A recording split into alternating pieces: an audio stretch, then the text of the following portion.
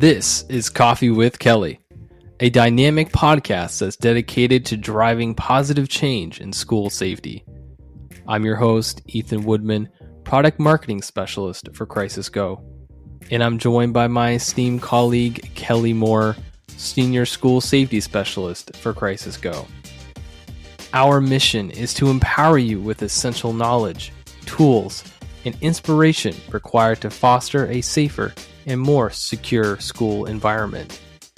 We hope this podcast will be the catalyst for transformation in your schools. Join us as we continue to dive into the world of school safety. Good morning, Kelly. Good morning, Ethan.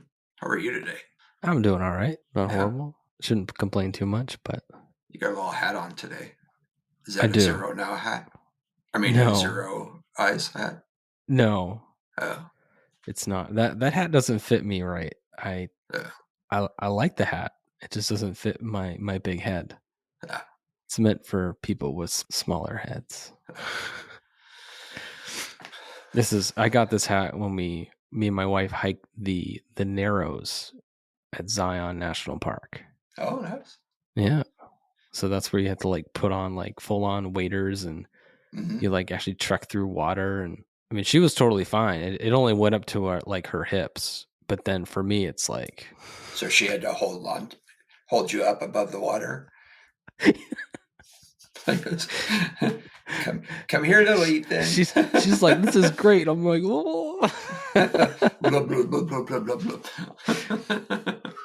For reference, what do we got today? My wife is 6 feet tall, and I am not about six inches shorter. So there you go. There's your little tidbit of information. At some point, we're going to do some like trivia and see how much people have actually been paying attention. I don't know how we're going to do that, but we'll figure it out. We totally will. Yeah. That'll be like your retirement party. Get it going. That will never happen. Kelly's not allowed to retire. He's already been told. We're going to start off with our in the news section. This is a really interesting one. This might be more interesting than the chicken wings one. Maybe. There's not as much detail to it, so it might be a little shorter discussion, but it's still pretty wild. This is America. We can speculate all we want. That's true. All right, so here we go. I'm going to try to read. Maybe we'll try playing the video. But basically, the headline says, over 100 juveniles attend massive boozy house party at school principal's home. There's a lot to unpack. Just in that. Just in the title. Just in that title. So then further on, they tell you that there was another teacher from the same school who was also intoxicated. Do you want me to kind of read through it again, or do you want me to? So an elementary school principal has been arrested after allegedly throwing a massive boozy house party for over 100 juveniles.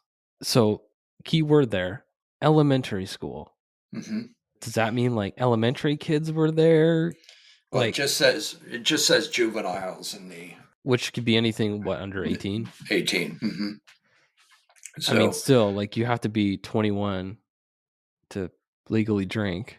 Mm-hmm. So you're not even close. Not even close, yeah. That's wild. This was in, I'll make it general. This was in Florida. We've talked ad nauseum about making sure that we don't do things to harm our children. And that we look at all of these external forces that are impacting our students. And I know that there have been times that we said, the schools have to watch what they're doing as well, internally, what they're doing. And you can't just point fingers straight out at society and the external world from the schools and not examine your own behaviors. You just can't do that. And there are, I would love to say, oh, this is just a one-off, but it's not. And I'll tell you that I've experienced this personally. We had a teacher, it wasn't a principal, but a high school teacher who had, I don't know what you call it, like special programs. It's not special ed, but special programs like journalism and okay. different programs that were under this teacher, and they were having parties on the weekend, and class members were coming up to this guy's house. His students were coming up, and the parents started complaining that they were dropping their kids off at this teacher's house, and they were coming out intoxicated and had been smoking marijuana and all kinds of these different things. And you're sitting there going, well, wait a second, what? And sure, he ended up getting fired, but this is not a one-off, right? It this is not a What? one-off. And we hear about school staff members abusing children. We hear about school staff members bullying students, belittling them, saying you're not going to amount to anything, just keep moving through the system. You're going to get a degree, but you're not going to go much beyond that, those kinds of things. And we have to stop that. We just have to stop that. It's plain and simple that sometimes, not in every case, and I would venture to say not in the majority of the cases, but there are teachers and administrators and staff members who are harming our children. So let's say it that way, both mentally, emotionally, and physically. It just baffles me when we hear a story like that, and you just go, look at, there are so many things that we're trying to deal with from a school safety perspective. And now I have to worry about the weekend parties. I'm not even sure it was a weekend, but a weekend party at a principal's house, an elementary school principal. I don't care if they're high school age kids or what have you, but that's your elementary school principal and a teacher, I think from the same school, if I understood that correctly. Throwing Yes. parties, that's not the type of people you want in your school system. And that principal is in a position of leadership. That's a Yeah. culture issue. That's a culture issue, not a one-off. There is some culture there where that principal felt that that was okay. It just baffles me. Giving alcohol to minors is against the law, people. I don't. Well, and I shouldn't have to say. not only that, but let's look at Like that's a really just high level. Like, yeah, doesn't right. matter if you're a teacher or not. Like, That's right. oh man. It's more, to me, it's more egregious in Yes. in this case because it is a teacher, because it is a principal, because these kids are thinking, oh, this is so cool. We get to party with principal so and so and teacher so and so. Isn't that fun? No, Oh. it is absolutely not. And you didn't read this part of the article because if I remember correctly, you said that one required medical attention due to the level of intoxication that they had.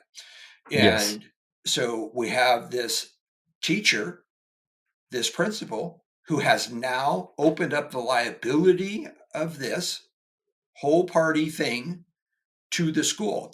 Now, you could say that this was outside of the scope of the employment of the principal and the teacher. There is nothing in our policies that says this is acceptable, except this. Generally speaking, what is the relationship between a principal, a teacher, and students? What's the relationship?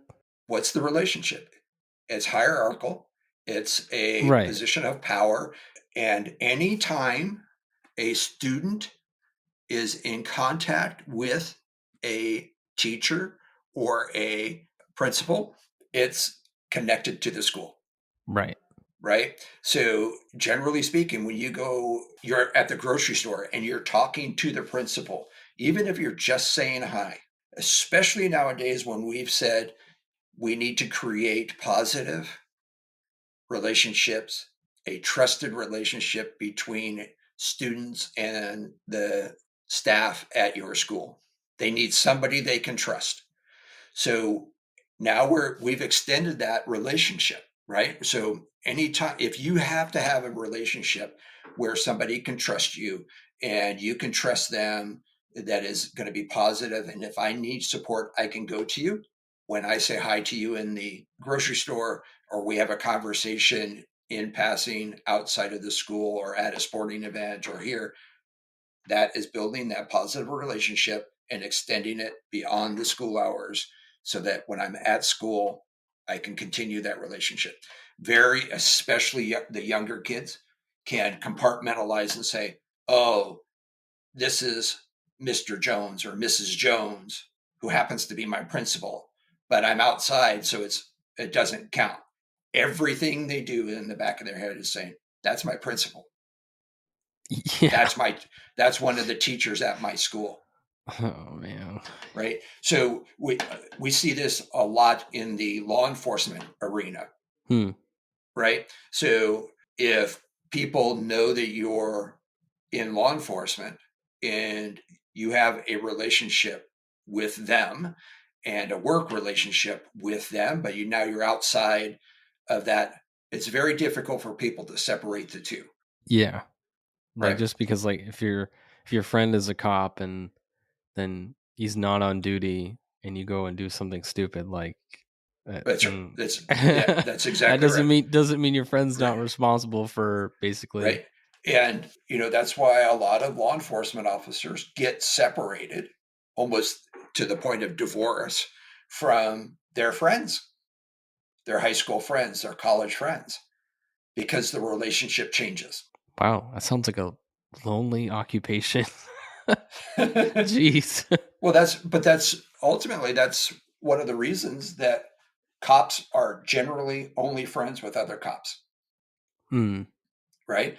Because you walk into a party, you walk into a barbecue, and unless people understand your predicament, which most people don't, and you can't share it with them. So it's always, oh, there's Kelly. He's the cop. Right? Quick, hide it. Right? Right? Or I'm out of here. If you're a cop, you could just hang out with, people that don't commit crimes or Yeah, all but that. it's still the reference, right? Yeah, you still kind of There's have that, still, like, that looming, like, you feel like you're being watched or analyzed yeah, or you're walking something. around with a balloon tied to your belt. Yeah. Right? Okay. I mean, it's always there. It's very Crazy. difficult to separate. So this is probably an extreme end, but it's not a one-off. I don't have that much experience in the schools, a couple years, but I've experienced it. So I know it happens. I wonder if it's like, I know some, and this might be controversial, but I know some parents that have this, like, I want to be friends with my kid. Mm-hmm. Is it kind of like that where the teacher, or the whoever is in the school, is like they view creating a positive relationship as, hey, I want this student to see me as a friend. And so Potentially. that's how they try to connect at that level, is, hey, let's throw a party and I'll invite you Yeah. over. It's like, well, no. So this goes back to, like, a conversation that you and I had, I think, off podcast, but about how, as your role as an educator, the second that you get handed a kid, your role is that of basically their parent to some extent, and Legally, right? We legally, talked and about. you have Mhm. to protect them. You have to, keep them safe as if their parent would keep them safe. So you have to treat these kids as if they're like your kid. Yeah. So I mean, that's the other angle on this, right? Yeah. We hear schools saying all the time, we are the parent. We have the responsibility of being the parent when the child is in our care and custody. Legally, we have that, right? It's called in loco parentis, I believe. Yep. And we'll get into this a little bit more into the main body of our podcast today. But the fact is people, I don't think, understand what that means. But essentially, from their perspective, is we are the parents of those kids when they're in our schools, in our care and custody. If you want to take that kind of stance, that we are the parents, is this how you expect parents to treat their kids as a society? Would you want your parents throwing these ragers, having coolers full of alcohol readily available. I don't want to put a level of stupidity to this, but I'm going to, because it's just, generally speaking, it's dumb. But It's unfettered access to alcohol. There is no limit to the amount of alcohol these kids had access to. They were in coolers. All they had to do is go up, grab whatever's in there. It just says coolers full of alcohol. So we're thinking beer, wine coolers, whatever people are drinking these days. And they had access to that. That means there was no monitoring the level of alcohol that was given to any one particular person, which is also the legal responsibility of the person throwing the party. Yes. Right? That like goes for like if you have a party with adults. That's exactly right. Like you're responsible. Like if someone at your party is like obviously well beyond the limit, you don't let them drive home. You don't give them any more alcohol. You well, say, that too. hey, dude. Right. It's almost like, yeah, it's like you give cut me a them hug, off. let me tuck you in.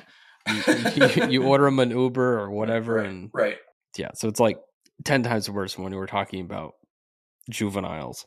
And it even magnifies it when you're talking about juveniles that on a day-to-day basis you come into contact with, assuming that they were her students. That it just, maybe they weren't her students, but who knows? I mean, there was 100 students. I mean, there's got to be a couple of them in there that were hers.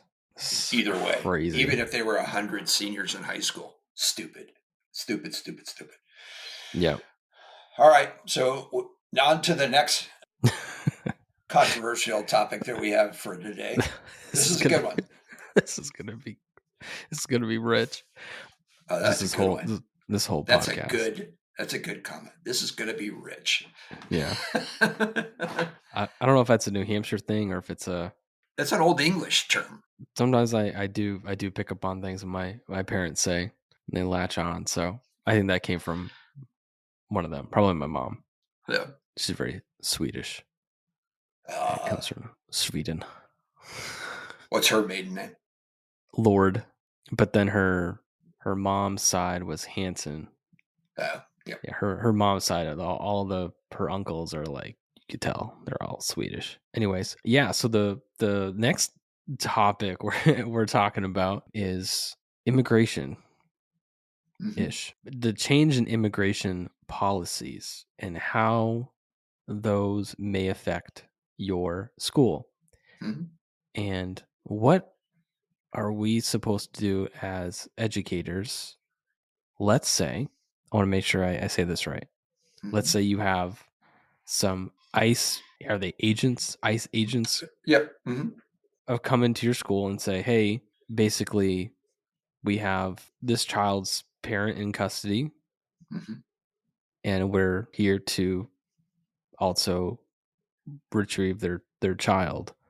Mm-hmm. That's what we're talking about. Mm-hmm. So what do you do as an educator? So what we're really talking about is really broadens the scope of what you just said, though, right? Is what if ICE comes for any reason to take custody of a child they believe is here illegally in this country for whatever reason, right? What's the policy and so forth? So let me preface this by saying there's a lot of chatter about this that started shortly after the new president took office last week. And in a nutshell, this puts into perspective our position on school safety and what we are doing and what we shouldn't be doing. Is we start reacting to this potential. We blow it up and we start reacting to it the day after he takes office. Let me ask you, when did you first think that this presidency was going to involve immigration issues? Within probably like 47 minutes. 47 minutes of him declaring his presidency. Yeah, this should not be a surprise to anybody. Yeah. And now we have this big upheaval of concern. What are we going to do? How are we going to do this? These knee-jerk reactions to things. And frankly, this is where we're at. I mean, at the minimum, our schools should have been putting policies into place. We should have been looking at what this really means. What are our legal rights as a school? What are the legal rights of the child, the family, so forth, right? And then the consequences and impacts of those on our schools. At minimum, that should have started November 6th when he was elected. Then it's just a matter of time at that point. We can see this storm a brewing. So that's what frustrates me. As I started hearing, we should talk about this. We should start looking at policies. We should start, discussing all of this. And this came up over the last couple of weeks. We're recording this on what's today, the 29th of January. I started hearing about, what should we do, so forth. Here's, from a school perspective, you need to get your legal counsel together. You need to develop policies. You need to give staff expectations on their behavior should they be confronted by an ICE agent or somebody else. And I will say that one of the things that people are lumping together is the law enforcement community. The vast majority of what they're talking about are federal agents, not your local law enforcement, not your state law enforcement. The vast majority. Now, I'm not saying it's not going to happen, because a lot of times the federal agencies will ask local law enforcement for assistance in certain circumstances, but this is a federal issue, right? And generally speaking, it's a federal crime, but the local law enforcement tends to stay away from this, but not always, but generally speaking. So developing policies, expectations, where is your legal stance at the school level, at the district level? And the reason I say that is, first of all, I'll tell everyone, I do it all the time. I'm not an attorney, but I've had a fair amount of contact with the legal system in my 34 years in law enforcement, and I have an idea, but I am not aware of any exemption or protection that a school has to prohibit law enforcement from coming on and making an arrest. There are ways that should be done and it needs to be done, but I don't think you can stop it. But I'm sure somebody, if I'm wrong, or there's a state jurisdiction or a local jurisdiction that has laws against it that I'm not aware of, then I understand that.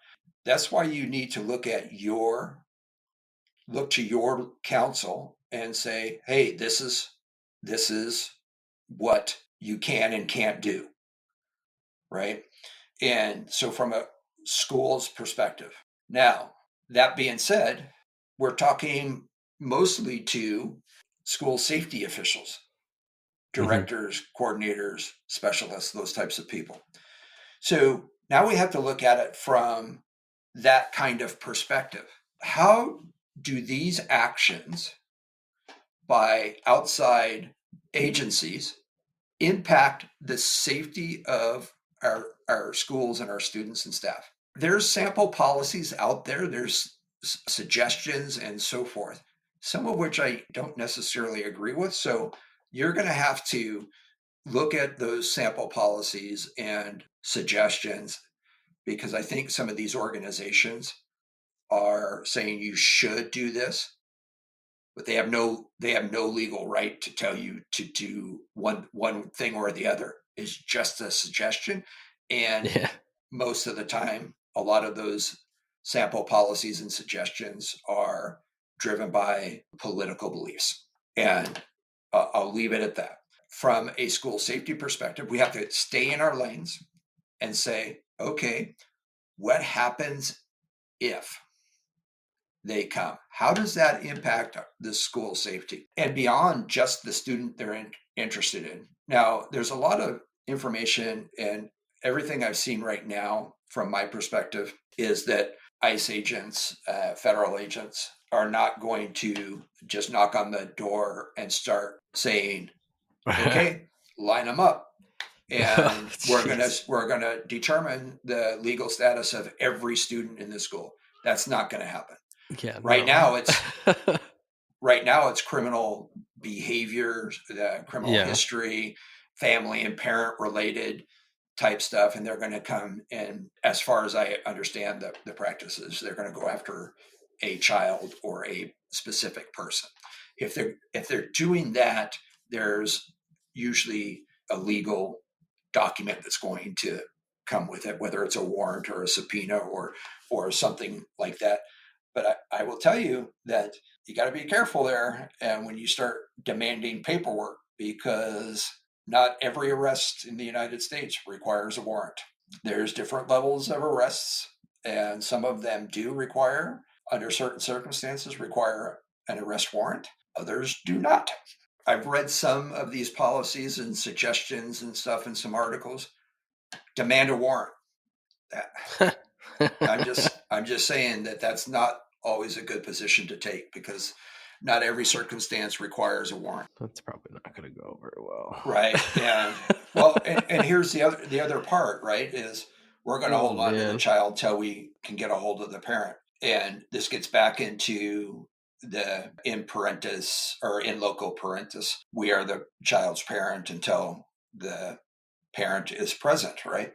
In the interpretation of that. Again, I'm going to say this because I've had a fair amount of experience with this, but obviously I'm not an attorney. I don't practice this kind of law. In loco parentis was really meant to provide people who have the care and custody of a child the ability to get medical care when that was needed, to report abuse, take care of abuse and neglect and so forth, for the physical, mental, emotional well-being of the child. That was the intent of it. I'm sure it's evolved in the many years that it has been in place. I think mid to late 80s, I think, was when that was actually put into place.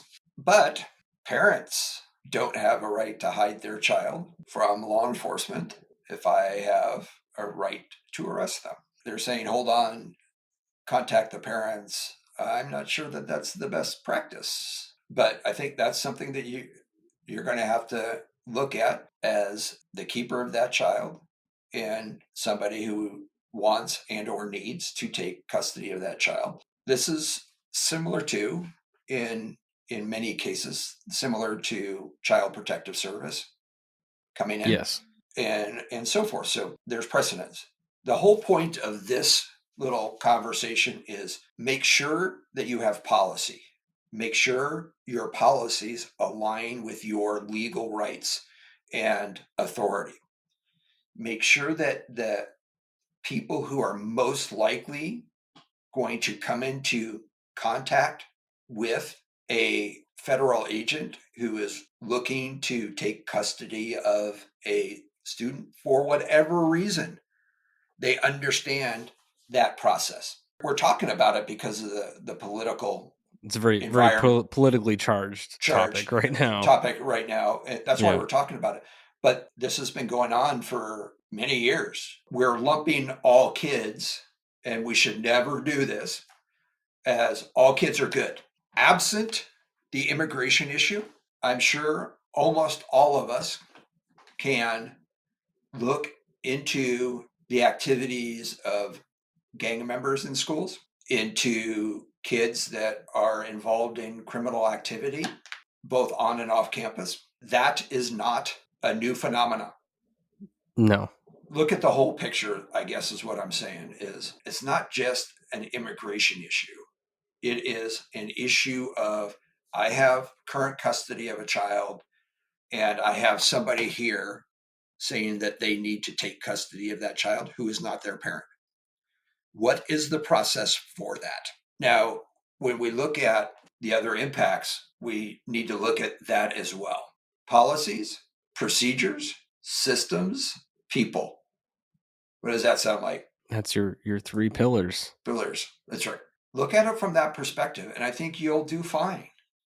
Make sure everyone's on board. Make sure that your legal counsel, your district's legal counsel, is on board. At some point, this is going to involve legal action.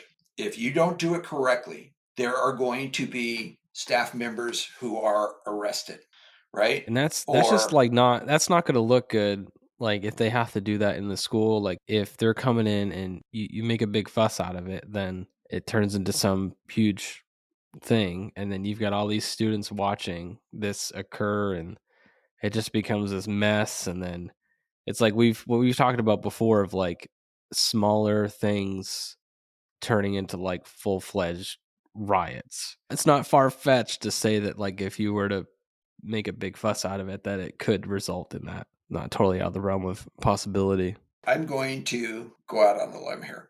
Here's what we're talking about. All of the schools are going to have to figure out what the correct way is for them. There's a correct way to address these, and there's the wrong way. Because this is so politically charged, and there's a lot of emotions involved with this on both sides. This isn't just you guys or just you guys. It's on both sides. Yeah. And I get it. I totally get it. But here's the issue. If we don't handle those correctly, how does that impact our schools? There was a time in 2018, 2019, where there were a lot of schools that were protesting. The kids in high schools and middle schools were walking out of school and protesting. Is this going to be one of those times? I don't know, but it has that potential, right? Is civil unrest. And civil unrest, walking out, holding signs is one thing. But when we start adding the emotions and the politics, regardless of what side, especially when you have or the political environment right now is so divided. You have two sides essentially, and those two sides clash, right? Then it blows up. Then we start having destruction of property. We have people starting to get hurt. We have uses of force required to quell those riots by law enforcement and other means, right? So that potential is there. So when we get back into talking about moving things left of bang, now is your time to prevent and mitigate all of those negative impacts.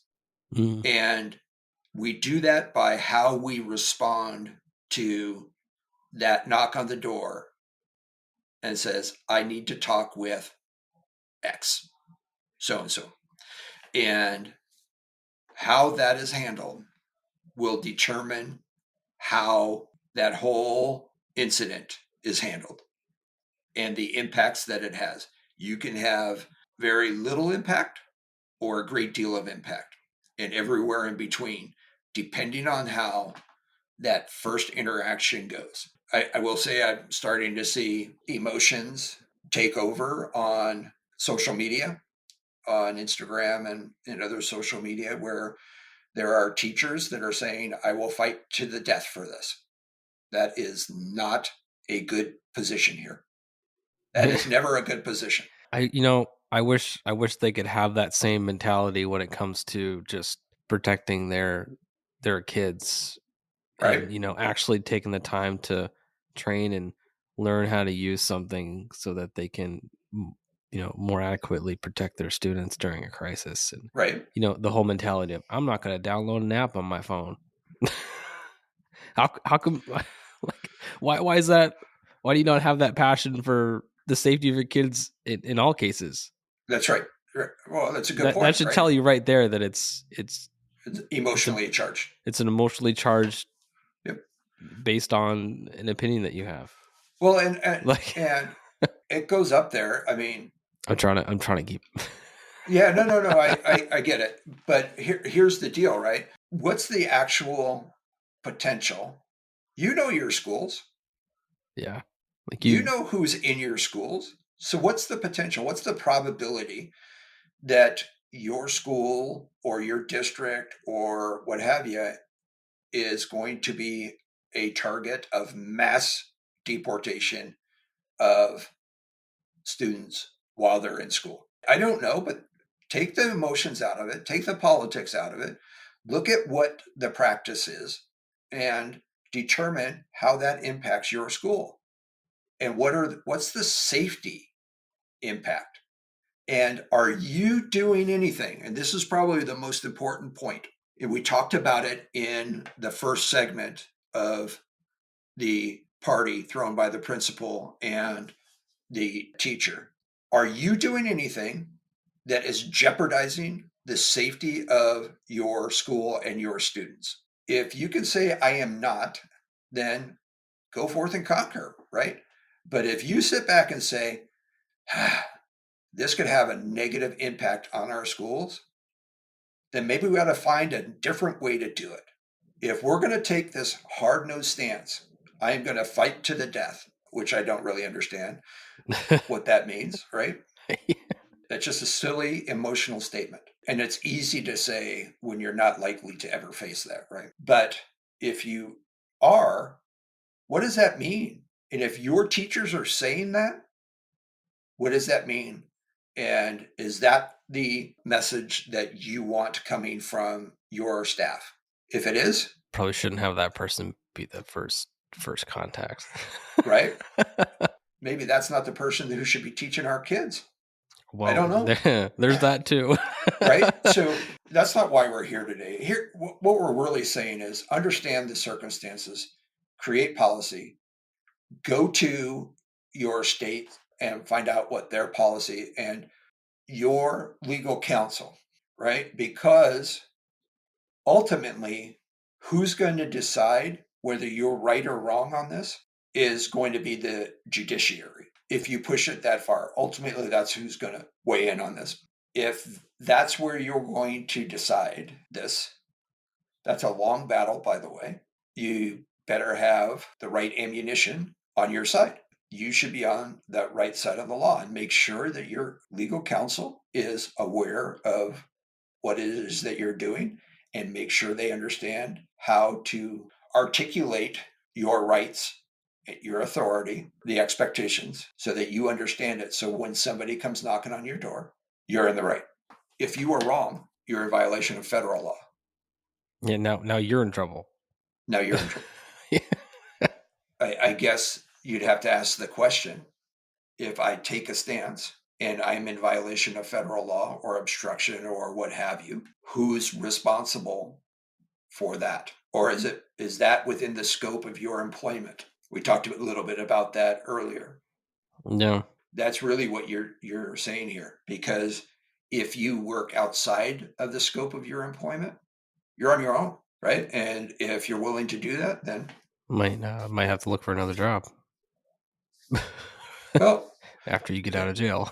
right? That's and I'm not trying to say that to threaten people or anything like that, because obviously I come from a law enforcement background and so forth.